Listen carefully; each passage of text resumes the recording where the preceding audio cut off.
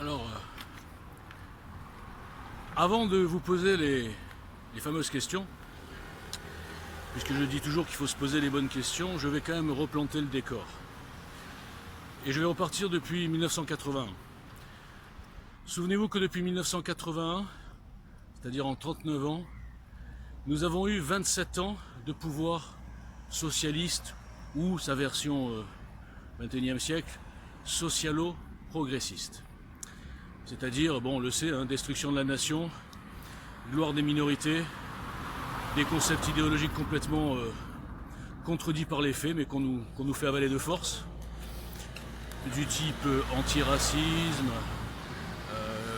destruction des valeurs, de la nation, de l'histoire, haine de soi bien sûr, ringardisation des valeurs encore une fois, et tout ça, on nous fait avaler, on nous le dit, c'est le progrès. Et tous ceux qui sont contre ça sont des horribles facho-racistes. Donc sur 40 ans, 27 ans de ça, on a eu quand même 5 ans de simili-droite, Karcher, Valeurs, etc., qui n'ont pas été suivis des faits, je parle de Sarkozy, mais pire encore, cette droite-là a eu juste le temps de nous trahir, de nous faire avaler cette fois-ci le côté européiste, le côté on vous demande rien, ou alors on vous demande mais si votre réponse ne nous convient pas, on fait quand même. Et donc on a eu la trahison du traité de Lisbonne. Ça veut dire que depuis 40 ans, notre pays, la vérité, n'a pas vu le jour. Il est en pleine nuit là. On voit tous les jours. Il y a tout qui saute de tous les côtés. Au quotidien, tous les concepts poussés au bout de la contradiction sont encore vivaces. Les racistes, c'est les blancs. Par contre, ceux qui agressent, ceux qui tuent, ceux qui égorgent, ce ne sont pas les blancs. Les fascistes, c'est les blancs. Ceux qui veulent juste qu'on respecte leur pays. C'est pas du tout les islamistes qui imposent par la force et la menace. Donc bon, je pourrais citer pas mal d'exemples. Je veux dire par là que si avec tout ça, vous n'avez pas compris que nous étions au bout d'un système, dont Macron est, comme je l'ai dit, le summum de la pourriture.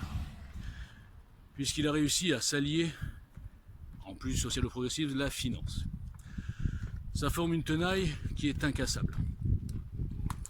En tout cas, incassable par les partis politiques en place et les politiciens du système, qui sont, qu'on le veuille ou non, parfaitement contrôlés par cette tenaille, ou je dirais même mieux, cette pieuvre. Donc encore une fois, je suis désolé de vous parler comme ça, mais si vous n'avez pas compris que seul un OPNI, imprévu par la tenaille, qui part de rien et de tout à la fois, puisque le peuple, c'est tout en général, qui ne sera pas mené par des gens qui ont participé au système, qui sera basé sur des valeurs fortes, une motivation forte et pas des incantations, et qui sera basé, là j'y viens pour parler une demi-seconde de ma communication, qui sera assis sur un ton différent. La démagogie, l'hypocrisie, la langue de bois, tout ce qu'ils nous ont fait depuis 40 ans, EJL doit y mettre fin. Alors bien sûr la transition elle est difficile. C'est pas une transition énergétique, c'est une transition psychologique. Donc pendant quelque temps c'est vrai, EJL et moi-même passerons pour des agressifs, des psychopathes, des prétentieux, tout ce que vous voulez. Et un jour vous comprendrez que la façon dont je vous parle, et qui sera le ton de JL, c'est le seul ton de respect qu'on puisse avoir envers ses concitoyens. Leur parler comme on parle à des gens qu'on respecte, à des amis, à des voisins, et pas à des clients, à des moutons, pour leur faire plaisir.